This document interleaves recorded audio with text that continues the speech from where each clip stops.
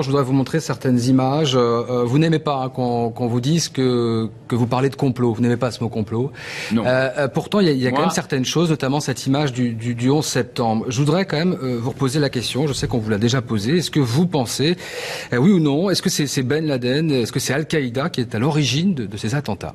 Il y a certainement une part de cela, mais pour qu'il ait pu se produire dans ces conditions, qui ont été des conditions abracadabrantesques, comme dirait Chirac, il faut que quelque part on ait ouvert la garde aux États-Unis. Il y a eu des rapports du FBI qui ont été envoyés sur ces gens qui se préparaient à des opérations terroristes. On n'a jamais donné suite. Tout a été arrêté. Il y a quelque chose qui s'est passé à un certain niveau de gens qui ont joué avec le feu. Les je Américains, ne dis pas qu'il est voulu depuis le début jusqu'à la fin. L'État américain, à un certain niveau, a pu aider Ben Laden à commettre notamment des militaires étranges qui ont fait des expériences de toutes sortes, croyant à la télépathie, à l'action à distance, à la manipulation de société, etc.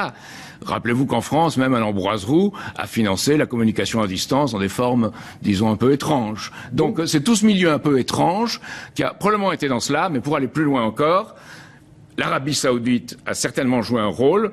J'ai trouvé bizarre que toute la famille Ben Laden soit exfiltrée des États-Unis, pratiquement le seul avion qui ait pu partir à ce moment-là. J'ai trouvé et probablement George Bush n'y était pour rien, il était en train de lire dans une école primaire un Jeannot Lapin quelconque qu'il avait visité cette école. Donc c'est pas George Bush qui a organisé l'attentat du 11 septembre. Non, c'est pas. Il faut pas être schématique. Il faut se dire, moi ce que j'accepte pas, c'est qu'on dise voilà. Circuler, il n'y a rien à voir. Il y a une autre image que je voudrais vous montrer, Jacques Cheminade, c'est la reine d'Angleterre.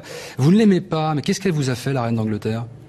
C'est l'oligarchie financière qui s'est regroupée sous forme d'empire à partir de l'Angleterre. C'est la City qui est la grande lessiveuse du monde, c'est le pouvoir. Il y a eu un excellent film sur France 5, je crois, le 18 octobre, montrant ce qu'était la City. Elle a du il y a pouvoir, le double pouvoir. Et alors? Le pouvoir de l'argent, le pouvoir de la manipulation d'argent, hors normes, hors loi, hors ça veut dire contrôle que son d'État. argent vient d'où, Jacques Cheminade? Pardon? Vous dites que son argent vient de la drogue? En fait, il vient en partie de la drogue. Vous savez, aujourd'hui, la banque Coutts vient d'être condamnée en Angleterre, épinglée. C'est la banque de la reine qui a géré l'argent de la reine, même depuis les guerres de l'opium contre la Chine. Donc la banque Coutts vient d'être épinglée pour blanchiment et trafic. Bon, voilà.